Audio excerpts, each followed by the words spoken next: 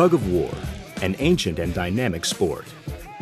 The international name for the rope-pulling sport is Tug of War, originating from the old German words Tug of War, meaning a contest in tugging, where tugging is a synonym for pulling.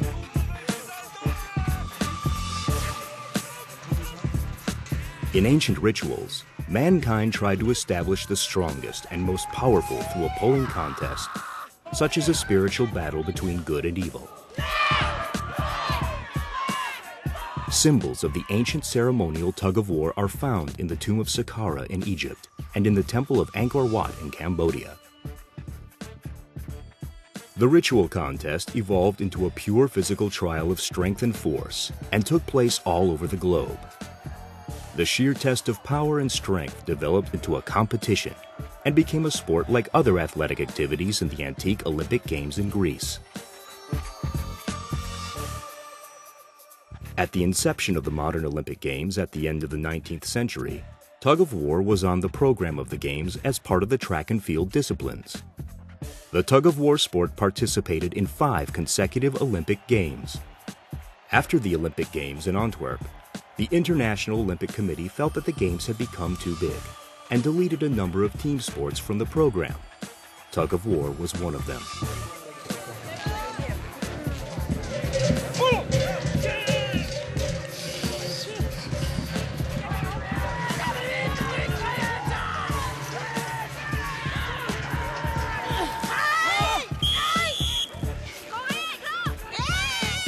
Nevertheless, tug of war continued as a competitive sport in all parts of the world. In several countries, national tug of war associations were established to organize the tug of war competitions on a national basis.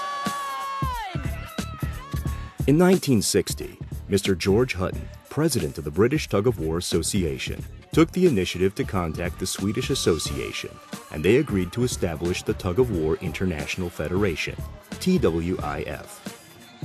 Most of you have done tug of war as a children's game at school. The International Tug of War is surely not just kid stuff.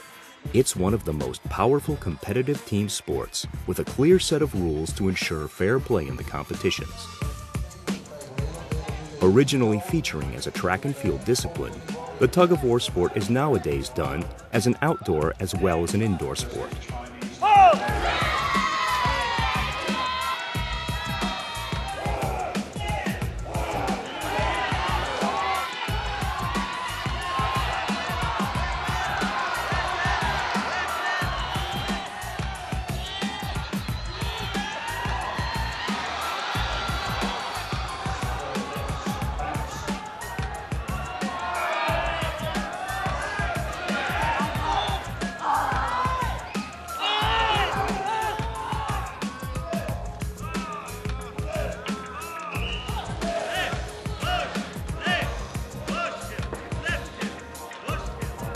A tug-of-war team consists of 8 pullers, competing in weight classes ranging from the very lightweight of 480 kilos for women's teams to the heavyweight of 720 kilos in the men's division.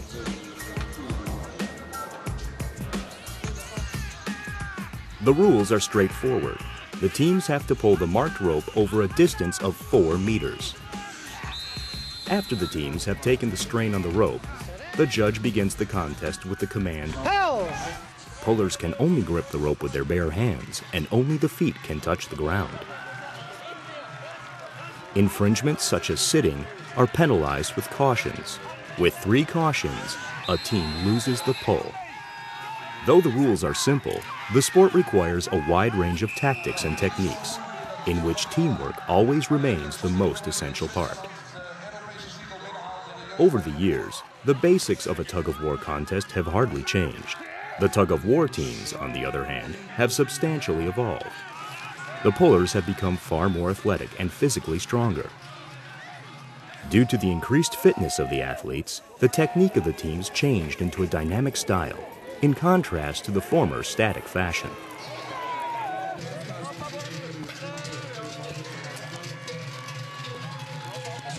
Tug of war doesn't need a large investment in sports equipment, but the footwear is essential for the sport. The shoes used outdoors are based on boots as used in skating and rollerblade sports. Shoes for indoor tug of war are just sports shoes with rubber soles. The game is done in a points competition, followed by quarterfinals, semifinals, and the final. Keeping track of the results in the competition, scores are nowadays recorded via a computer program. To give the spectators and media a clear insight in the progress of the points competition, TWIF uses large video screens. Even though a lot of technology has found its way into the tug-of-war sport, to win a match still means a lot of hard work with power and strain. After the furious but fair competition, there is the great feeling of joy and victory.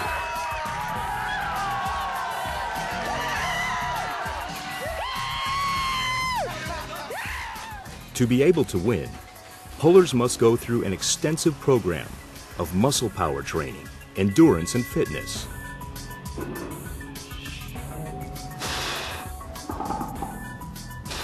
Tug of war is not an individual sport, so physical strength alone does not determine success. It is the team effort of 8 strong pullers that brings in the victory. Because tug of war is first and foremost a team sport, much time is directed to training the pullers into a single effort that operates as a perfect unit. TWIF was granted Olympic recognition in 2002 and expanded into a dynamic international sport federation with almost 50 member countries from all 5 continents of the world. Since 1981, the tug-of-war sport, together with 30-plus other sports, participates in the modern multi-sports event, the World Games.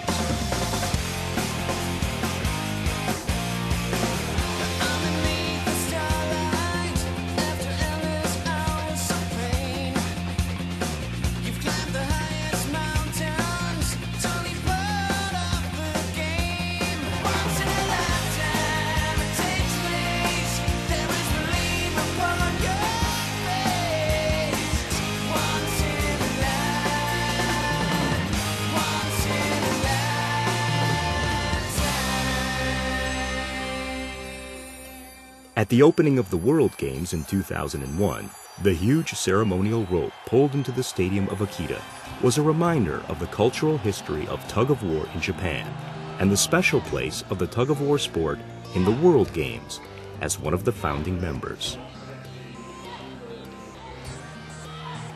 In 2005, Mr. Jacques Rocha, president of the International Olympic Committee, attended the World Games in Duisburg, Germany, and emphasized the patronage of the International Olympic Committee to the World Games when the Olympic flag was hoisted side by side with the World Games flag. The World Games is staged every 4 years. In team sports, only the top 6 teams can participate in the event.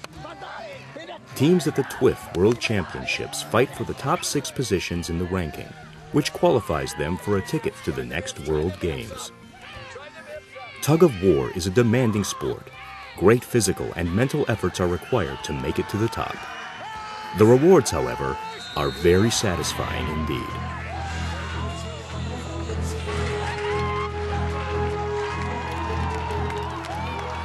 The tug-of-war sport is a team sport, and though there are many outstanding competitors, there are no individual stars.